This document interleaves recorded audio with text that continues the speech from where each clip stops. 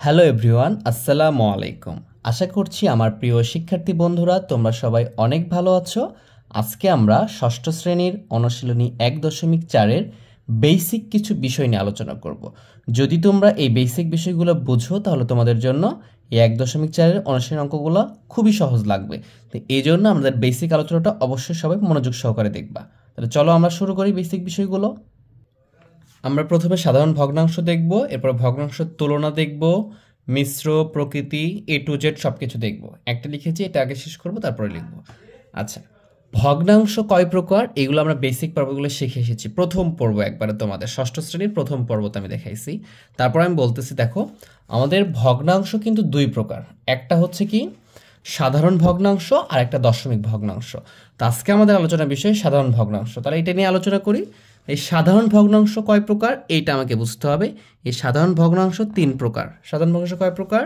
তিন প্রকার। একটা হচ্ছে প্রকৃত ভগ্নাংশ, একটা কি প্রকৃত, একটা হচ্ছে আমাদের অপ্রকৃত, অপ্রকৃত, আর একটা হচ্ছে মিশ্র, মিশ্র। এই তিনটা নিয়ে হচ্ছে আমাদের সাধারণ ভগ্নাংশ। একটা কি বললাম? প্রকৃত, অপ্রকৃত, মিশ্র। আচ্ছা, এখন প্রকৃত কি আর অপ্রকৃত কি? আগে যদি সাধারণ ভগ্নাংশ বোঝার চেষ্টা করি, ভগ্নাংশগুলো হয় এরকমটা আমি লিখলাম এখানে 4/5। এর অর্থ হচ্ছে এরভাবে যদি ভাগ আকারে কোনো সংখ্যা থাকে সেটাকে আমরা বলি সাধারণ ভগ্নাংশ।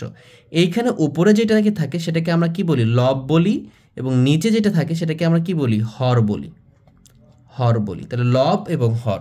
তাহলে এখান থেকে আমরা ডেফিনেশন করতে পারবো প্রকৃত ভগ্নাংশ কাকে বলে। দেখো, আমরা ডেফিনেশন লিখবো না, একটু আমি তোমাদেরকে বলে দিব। তোমরা যদি মনে করো লিখবা তাহলে পজ করে করে লিখতে পারো, কারণ এটা আমাদের না লিখলেও হবে, জাস্ট বুঝলেই বিষয়টা হবে। তো যে ভগ্নাংশের লব ছোট হর বড়, যে ভগ্নাংশের লব ছোট হর বড় তাকে বলা হয় প্রকৃত ভগ্নাংশ। মনে করো আমি লিখলাম যে এখানে 1/2। তাহলে 1/2 কি বলো তো? 1/2 হচ্ছে প্রকৃত ভগ্নাংশ, কারণ কি লব উপরে থাকে হর নিচে থাকে, লব ছোট হর বড়, তাহলে প্রকৃত ভগ্নাংশ। এরকম অনেক কিছু হতে পারে। লিখলো 8/9। তাহলে এখন বলো 8 বড় ছোট 9 বড়, মানে কি লব ছোট হর বড়। ডেফিনেশন হচ্ছে এইটা, যে ভগ্নাংশের লব ছোট হর বড় তাকে বলা হয় প্রকৃত ভগ্নাংশ। আশা করি বিষয়টা বুঝতে পারছো। এরকম অনেক উদাহরণ হতে পারে, যে 13/17 লিখলাম, ছোট কিছু লিখলাম, মনে করো 3/4 লিখলাম। তাহলে এগুলো প্রত্যেকটাই কি প্রকৃত ভগ্নাংশ। এই প্রকৃত ভগ্নাংশ হলে অবশ্যই সাধারণ ভগ্নাংশ হবে, কারণ এই সাধারণ ভগ্নাংশের মধ্যেই তো প্রকৃত ভগ্নাংশ আছে, কারণ এই ভগ্নাংশটাই তিন প্রকার, এই তিন প্রকার এইটা। এরপর যদি আমরা অপ্রকৃত ভগ্নাংশ দেখি, অপ্রকৃত ভগ্নাংশ কোনগুলো? যে ভগ্নাংশের, যে ভগ্নাংশের এটার উল্টা, এটার কি পুরোটাই উল্টা। যে ভগ্নাংশের লব বড় হর ছোট তাকে বলবো আমরা অপ্রকৃত ভগ্নাংশ। কেমন হতে পারে? এটা মনে করে এরকমটা লিখলাম, যে উপরে লিখলাম 4, নিচে লিখলাম 3, 4/3। তাহলে দেখো তো কি হয়েছে, এটা হয়েছে লব বড় হয়েছে, হর কি হয়েছে? ছোট হয়েছে। তাহলে এটাকে বলবো আমরা অপ্রকৃত ভগ্নাংশ। আবার আমরা বলতে পারি যে 5/7। আচ্ছা, এটা 5/7 বলা যাবে না, 5 আমি বললাম যে 4, লব বড় হতে হবে, লব বড় বাই ছোট, এরকমটা। এখানে বললাম 3/2। তাহলে যে ভগ্নাংশের লব বড় হর ছোট সেটাকে বলবো আমরা অপ্রকৃত ভগ্নাংশ। আশা করি বুঝছো। এখন মিশ্র ভগ্নাংশটা কি? এই যে এই ভগ্নাংশকে যদি আমরা ভাগ করে যেটা পাবো সেটা মিশ্র ভগ্নাংশ। তাহলে মিশ্র ভগ্নাংশটা কেমন হবে? এইখানে এই অপ্রকৃত ভগ্নাংশটাই মিশ্র ভগ্নাংশ আমরা রূপান্তর করতে পারবো। এই ভগ্নাংশে একটা পূর্ণ সংখ্যা থাকবে এবং একটা প্রকৃত ভগ্নাংশ থাকবে, সেটা হলো মিশ্র ভগ্নাংশ। যেমন এটা এরকমটা হতে পারে যে 1/2/3। তাহলে খেয়াল করো, এটা সবসময় 2/3 মানে ছোটই হবে। তাহলে কি হচ্ছে, এটা একটা পূর্ণ সংখ্যা, 1/2/3, এরকমটা হলে এটা মিশ্র ভগ্নাংশ। আবার এরকমটা হতে পারে 2/3/5। ঠিক আছে? তাহলে একটা কি থাকবে? মিশ্র ভগ্নাংশে একটা পূর্ণ সংখ্যা থাকবে এবং প্রকৃত ভগ্নাংশ থাকবে, সেটা হচ্ছে মিশ্র। এই অপ্রকৃতকে আমরা মিশ্র করতে পারবো, মিশ্রকে অপ্রকৃত করতে পারবো, এই বিষয়টা একটু দেখি চলো। আচ্ছা, এখান থেকে যে কোনো একটা অপ্রকৃত ভগ্নাংশ নিলাম বা অন্য কিছু নিলাম, কোনো সমস্যা নেই। মনে করলাম 8/7। তাহলে লব বড় হর ছোট, তাহলে অপ্রকৃত ভগ্নাংশ। আর এটার অর্থ কি? এই লবকে হর দ্বারা ভাগ করা লাগে। ঠিক আছে? তার মানে এটাকে আমরা এইভাবে করতে পারি বিষয়টা, যে এখানে যে এই 8কে কি করতেছি আমরা, এই 8কে এই 7 দ্বারা ভাগ করতেছি। এটা দ্বারা কি বোঝাই? এটা বোঝাই। তো যে তুমি যদি 8কে 7 দ্বারা ভাগ করো তাহলে কি হবে, 8 8, এখানে ভাগফল লেখো, উপরে লিখো, একই কথা। তাহলে 7 7, তাহলে কি একবার যাচ্ছে, এখানে ভাগশেষ কত থাকতেছে, 1 থাকতেছে। ভাগশেষ কত থাকতেছে, 1 থাকতেছে। এখন এই বিষয়টাকে আমরা, এই যে এটা 1 থাকতেছে আমাদের ভাগশেষ, এটাকে আমরা এইভাবে লিখতে পারি। এটাকে যদি আমরা এইভাবে লিখতে পারি যে এই যে এইখানে টান দিয়ে এই যে ভাগশেষ যেটা থাকে সেটা উপরে লিখতে পারি, সেটা কি করতে পারি, উপরে লিখতে পারি। এবং আমার যে এখানে ভাজকটা ছিল, ভাজকটা নিচে লিখতে পারি। তাহলে এই যে আমার কি চলে আসলো, এই যে 8/7, এটার পূর্ণপণিক হচ্ছে 1 পূর্ণপণিক 1/7। তাহলে দেখো অপ্রকৃতকে আমরা মিশ্র বানাতে পারলাম এইভাবে। যদি আমরা আরেকটা দেখি, মনে করো এখানে আরেকটা দেখি আমরা, এটা হতে পারে এরকমটা, একটা পেন নিয়ে নিই। এটা হতে পারে যে কোনো কিছু হতে পারে। এটা হচ্ছে 17 নিলাম আমি, এখানে 17কে 13 দ্বারা করতেছি, তাহলে এটা কত হবে, ঠিক আছে, 17কে 13। তাহলে আমরা কি করব, এই 17কে 13 দ্বারা ভাগ করব। 17কে 13 দ্বারা কি করব, ভাগ করব। উপরে যেটা থাকে সেটাকে কি করতে হয়, নিচেরটা দ্বারা ভাগ করতে হয়। তাহলে এটা একবার যাবে, তাহলে একবার গেলে কি কত হবে, 13কে 13, নিচে কত আসবে, 4। এই যে ভাগশেষ থাকতেছে, তার মানে কি লিখতে পারবে, এইভাবে উপরে 4 লিখতে পারবা, আর এই 13টা নিচে লিখতে পারবা। তাহলে এই যে দেখো এখানে 1 পূর্ণপণিক 4/13 চলে আসলো। এটা হচ্ছে এই ভগ্নাংশের মিশ্র ভগ্নাংশ। আবার মিশ্র ভগ্নাংশকে আমরা অপ্রকৃত বানাইতে পারবো। তাহলে আমরা কি করলাম, এটাতে করলাম অপ্রকৃত ভগ্নাংশকে মিশ্র ভগ্নাংশ করছি। আমি এটাতে অপ্রকৃতকে কি করছি, আমরা মিশ্র ভগ্নাংশে রূপান্তর করছি। এখন সিমিলার ওয়েতে এটাও অপ্রকৃতকে মিশ্র করছে। এবার সিমিলার ওয়েতে আমি মিশ্রকে অপ্রকৃত করতে পারবো। দেখো এখানে আছে না, এটাকে যদি লিখি যে 1 পূর্ণপণিক 1/7, এটা আছে না, তো এটাকে কি করবা, এইটাকে যে কাজটা করবা সেটা হচ্ছে, ভালো করে খেয়াল করো, এই যে 1 আছে না, এই 1-এর সাথে এখানে যে পূর্ণ সংখ্যাটা আছে এর সাথে এই হরে যেটা আছে সেটা গুণ করব, এবং এই যে উপরে যেটা আছে সেটা যোগ করে দেব, আর নিচে যেটা ছিল সেটা রেখে দিব। তাহলে কি হলো দেখো, 7-কে 7 আর 1-এ কত, 8, 8/7। এই যে এই সংখ্যাটা চলে আসছে, দেখছো, এখান থেকে এটা আসছে এবং এটাকে ভাগ করলে এটা হয়। তাহলে আমরা কি করতে পারলাম, এখান থেকে আমরা মিশ্র থেকে অপ্রকৃত করলাম। আগে তো আমরা কি শিখলাম, অপ্রকৃতকে মিশ্র করা শিখলাম। তাহলে অপ্রকৃতকে মিশ্র করতে হলে ভাগ করতে হবে, এবং এই ভাগফল যেটা থাকবে সেটা পূর্ণ সংখ্যা হবে, এবং ভাগশেষটা উপরে যাবে আর ভাজকটা নিচে আসবে, এইটা। আর এইখানে যদি আমি এইটাকে করার চেষ্টা করি, দেখো এখানে কি আছে, 1 পূর্ণপণিক 13, আর এখানে আছে 4। তাহলে কি করব, এই পূর্ণ সংখ্যার সাথে এই যে হরে যেটা আছে সেটা গুণ করব। তার মানে কি 1 গুণ 13 যোগ কত করব, এটা যোগ করব 4, আর নিচে 13ই থাকবে। তাহলে কি 13-কে 13 আর যোগ কত হচ্ছে 4, 17/13।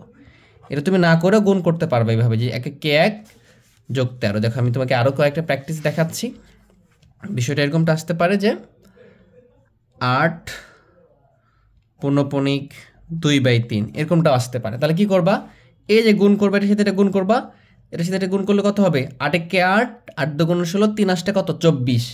এই দুটা গুণ করে এই 2-এর সাথে যোগ করবা, উপরে যেটা থাকবে তার সাথে যোগ। তাহলে 3 8 24 আর 2 কত হচ্ছে 26। তাহলে উপরে 26 লিখবা, নিচে 3 লিখবা। তোমরা এভাবে গুণ করেও করতে পারো, এভাবে ডিরেক্টলি করতে পারো, তোমাদের ইচ্ছা যেভাবে মনে চায়। এটা মানে এরকমটা 8 গুণ 3 যোগ 2, তাহলে কত হয়, 26 হয়, আর নিচে যেটা থাকে সেটা থেকে যাবে। তাহলে এইভাবে আমরা অপ্রকৃত থেকে মিশ্র এবং মিশ্র থেকে অপ্রকৃত করতে পারবো। তাহলে এই ছিল আমাদের সাধারণ ভগ্নাংশ।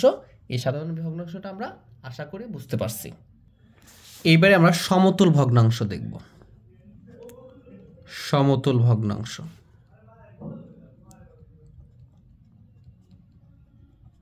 এইটা আরো সহজ।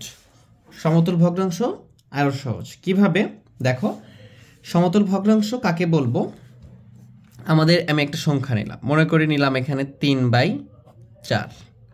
3/4 এর সমতুল ভগ্নাংশ কি, যদি ডেফিনেশন বলি, দেখো আমি বলে দিচ্ছি, তোমরা উঠাই নিতে পারো, যে কোনো ভগ্নাংশের, এই একটা ভগ্নাংশ, কোনো ভগ্নাংশের লব ও হরকে শূন্য ছাড়া একই সংখ্যা দিয়ে গুণ ও ভাগ করলে, গুণ বা ভাগ যে কোনো একটা করলে প্রদত্ত ভগ্নাংশের সমতুল্য ভগ্নাংশ পাওয়া যায়।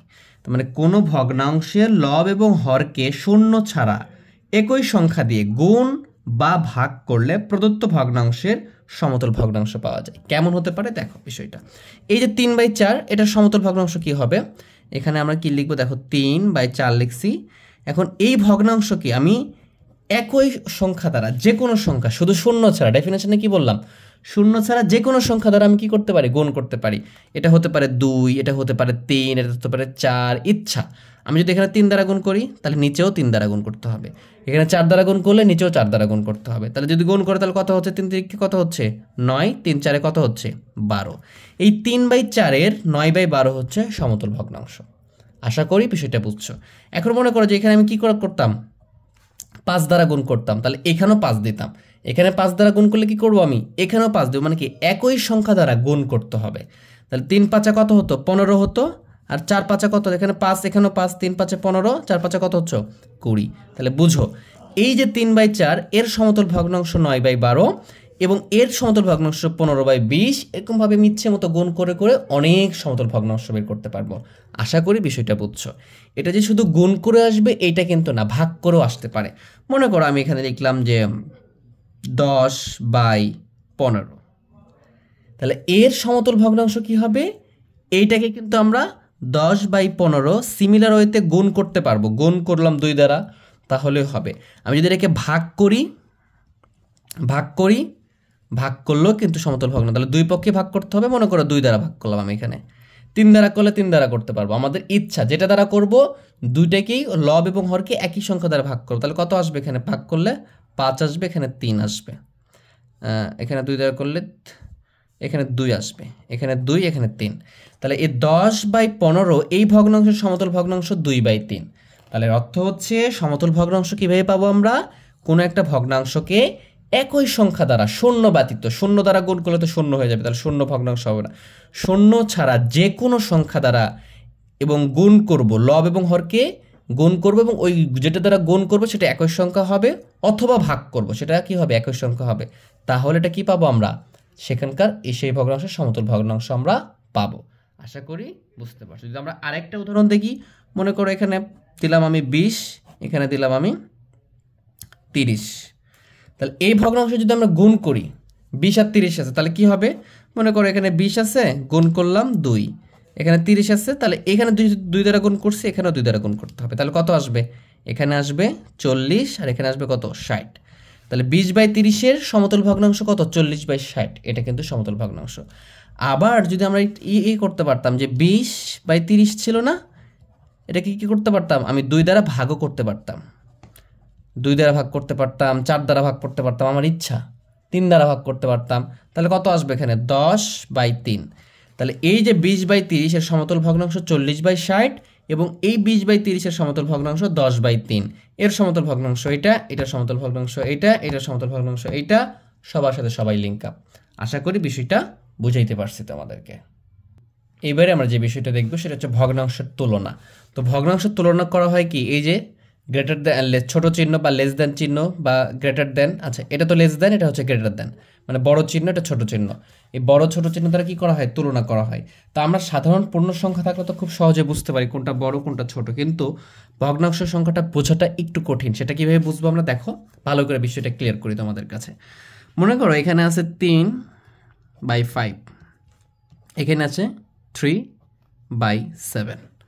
যদি এরকমটা থাকে, বিষয়টা বোঝা কিন্তু অনেক সহজ। জাস্ট একটু খেয়াল করো, এটা কি লব, এটাও লব, এটা হর, এটা হর, এই ভগ্নাংশের লব এটা, এই ভগ্নাংশের লব এটা। যখন দুইটা লব একই থাকবে, ভালো করে বুঝতে হবে, যখন একই লব, লব দুটো কি একই রকম, তাহলে এই দুটো ভগ্নাংশের মধ্যে কোনটা বড় কোনটা ছোট। যদি লব দুটো একই হয়, হরে যেটা বড় থাকবে সেটা ছোট, সেটা কি ছোট। ভালো করে বুঝো, যদি লব দুটো একই হয় তাহলে হরে যেটা বড় সেটা কি ছোট, এটা হরে ছোট, তার মানে কি এটা বড়।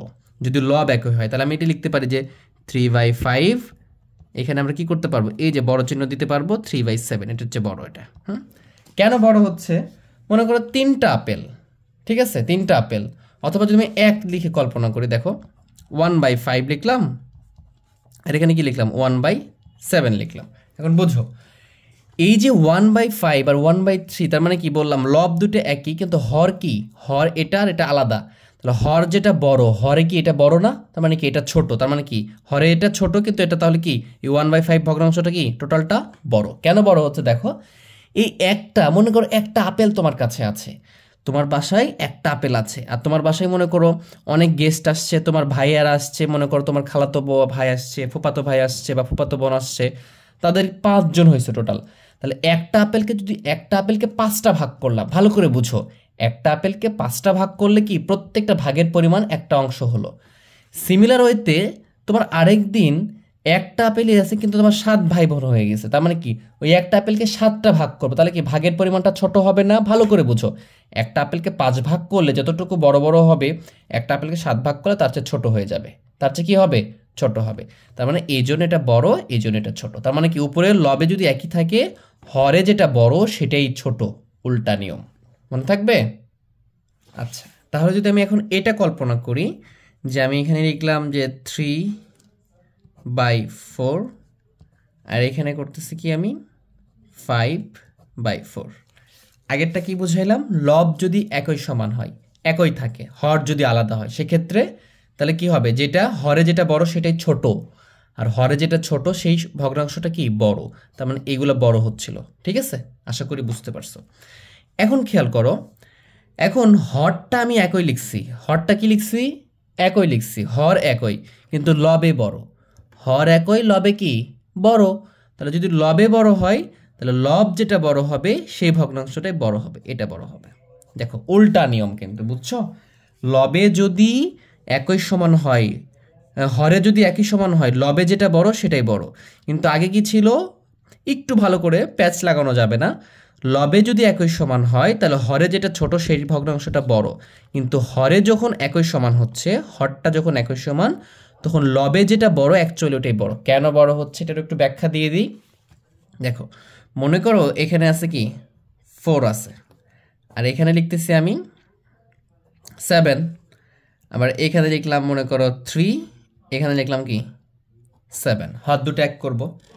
এই যে 7 দ্বারা ভাগ করতেছি, মনে করো 4টা আপেলকে 7 ভাগ করতেছি, তাহলে ভাগের পরিমাণ কতটুকু হবে? এই 3টা আপেলকে 7 ভাগ করতেছি, তাহলে ভাগের পরিমাণ কতটুকু হবে? 7 ভাগ ঠিকই আছে, কিন্তু 4টা বড়, 4 বড় মানে বেশি আপেল।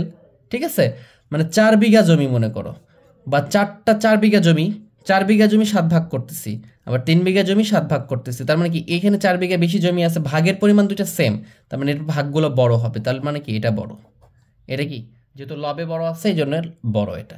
তার মানে হর যদি একই হয়, লবে যেটা বড় থাকবে সেটা বড়, এবং লব যদি একই হয়, হরে যেটা থাকবে বড় থাকবে সেটা ছোট। এটার ক্ষেত্রে উল্টা, আর এটার ক্ষেত্রে ঠিকই আছে।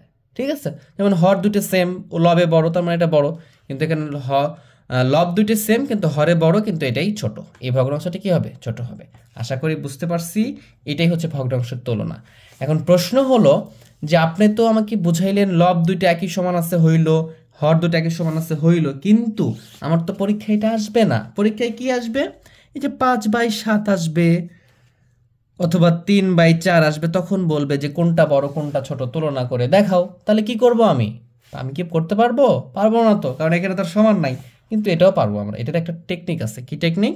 এই যে দেখো, আমরা দুইটা কাজ করতে পারি। একটা হচ্ছে এই হর দ্বারা এই ভগ্নাংশকে গুণ করতে পারি, আর এটার হর দ্বারা এই ভগ্নাংশ গুণ করতে পারি, এটা একটা প্রসেস। আরেকটা প্রসেস হচ্ছে এই লব দ্বারা এটাকে গুণ করতে পারি, এই লব দ্বারা এটাকে গুণ করতে পারি। দুইটা প্রসেসই আমরা কন্টিনিউ করতে পারি। তাহলে কি হবে? লব বা হর একই হবে। দেখো, আমি এই 4 দ্বারা এটাকে গুণ করলাম, তাহলে এই 4 দ্বারা যদি গুণ করি তাহলে কত হবে? 4×5 20, 4×7 28। এই হর দ্বারা এই টোটাল ভগ্নাংশকে গুণ করলাম, এরপরে এই হর দ্বারা এই টোটাল ভগ্নাংশকে গুণ করবো, তাহলে 3×7 21, 4×7 28। এই যে দেখো, এইবারে কিন্তু আমাদের কি হয়েছে? হর একই হয়ে গেছে। যখন হর একই হয়েছে, আমরা কি জানি? লবে যেটা বড় সেটাই বড়, তার মানে কি এইটা বড়, এই যে তুলনা করতে পারলাম। ঠিক আছে, এটা আরেকটা প্রসেসে করতে পারো, সেটা কি? লব দ্বারা গুণ করে। লব দ্বারা যদি গুণ করো তাহলে কি 3 দ্বারা গুণ করতে হবে, তাহলে 3×5 15, 3×7 21। 3 দ্বারা গুণ করলাম, 3×5 15, 3×7 কি 21। দেখো এইবার তাহলে এটার লব দ্বারা গুণ করব, তাহলে কি হবে? 3×5 15, 3×4 20। ভালো করে বুঝো, যখন হর দ্বারা গুণ করছি তখন এটার হর দ্বারা গুণ করছি, আর এটার হর দ্বারা গুণ করছি। মানে হর দ্বারা করলে হর দ্বারা, দুইটারই হর দ্বারা। লব দ্বারা করলে এটা দ্বারা গুণ করলাম, এখন এটা দ্বারা গুণ করছি। লব দ্বারা করলে লব দ্বারা, হর দ্বারা করলে লব দ্বারা করলে, মানে কি যেটা নিব এই দুটাকে গুণ করবো, এটা নিছি এই দুটাকে গুণ করছি, লিখছে এটা হয়েছে। তাহলে 15/21, তার মানে কি নিচে যেটা বড়, সেটাই কি লব যদি একই হয়, নিচে যেটা বড় সেটাই কি অ্যাকচুয়ালি ছোট, তার মানে কি এটা বড়, তার মানে দেখো এটা বড়, দেখো এখানেও এটা বড় ছিল, এখানেও এটা বড়, তার মানে কি এইটাই বড়, তার মানে কি এটাই বড়। ঠিক আছে, তাহলে এইভাবে আমরা প্রত্যেকটা কম্পেয়ার করে পারবো এবং নেক্সট ডেতে ইনশাল্লাহ তো আমরা অধ্যায় অনুশীলনগুলো সম্পূর্ণ করব, তাহলে তো তোমরা আরও বেশি ক্লিয়ার হবা। তো আজকে ক্লাসটা আমরা এখানে শেষ করতেছি। যদি ক্লাসটা ভালো লেগে থাকে বন্ধু মহলে শেয়ার করে দিবা এবং অবশ্যই ভিডিওটাকে লাইক করবা, আর সাবস্ক্রাইব করে না থাকলে অবশ্যই সাবস্ক্রাইব করবা, আর সাবস্ক্রাইব করে থাকলে অসংখ্য ধন্যবাদ। সবাই ভালো থেকো, সুস্থ থেকো, আল্লাহ হাফেজ।